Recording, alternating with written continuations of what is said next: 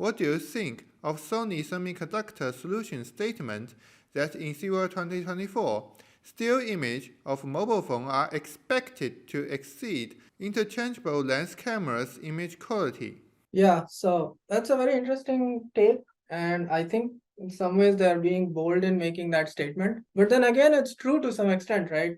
So there are so many amateurs out there where it's already true for them and they're just taking pictures in like not well illuminated conditions with really no challenging scene conditions. Most smartphones are taking, if you look at a high-end smartphone today, it's already taking much better photos than a mid or low-end DSLR. So to some extent, that statement is already true. But I think if if you want my honest opinion on that statement would be I would make a more qualified statement instead of such a broad brush. So I would probably say something like, maybe in 5 years from now, the image quality of like a really high-end smartphone with good quality optics and a good quality image sensor will be better than say a low-end interchangeable lens camera. So I think that would be my toned down version of what some of these companies are saying today, right? And I think the developments that will achieve that goal, they will come from both sides, both the hardware and the algorithms. And this may be a slightly biased opinion because I work in computational photography and computational imaging. I think it's true because we need to optimize both of these things together in some sense to keep improving the image quality that we can get with these small size image sensors. What other direction do you see for image sensors and computational imaging? Yeah, sure. So I think one exciting direction in the future, from my perspective, is image sensors that are capturing individual photons of light, just sensors that have extremely high sensitivity. So I would put them under the umbrella term of single photon image sensors.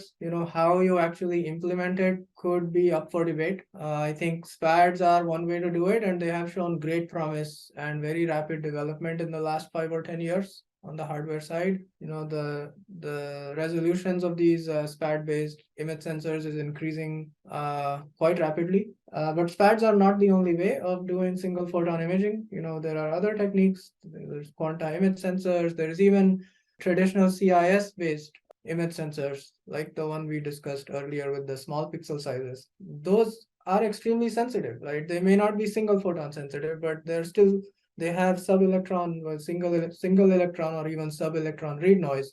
So they are able to distinguish between just a handful of photons.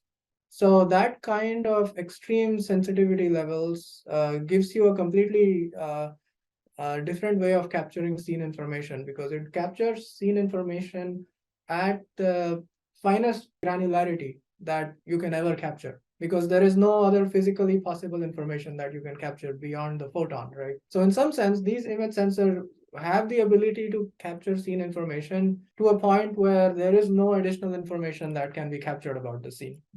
So now in the end, you have to then couple this with smart computation to like actually extract that scene information from this raw data. So I think that's where, that tight coupling between the hardware and the raw data and then the downstream computation will play a huge role in terms of the computational photography, computational imaging advances that we need there. I mean, there is, in addition to single photon imaging, I mean, there are also advances in the optics side where there's a lot of work going on designing cameras that don't have lenses. So lensless imaging or designing cameras with some more unconventional lens designs like use of meta optics. So the image quality that we get right now from these kinds of techniques is still not quite close to what we can get with a lens-based camera.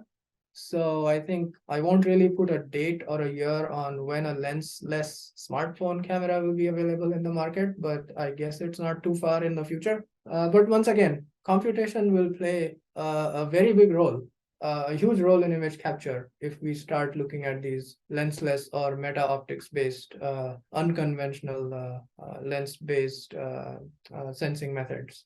In fact, the design of these meta lenses themselves will have to be done in a joint fashion together with the image sensor and the image reconstruction algorithm. And I think that's an exciting future direction. And there is a ton of work that's already happening in that direction.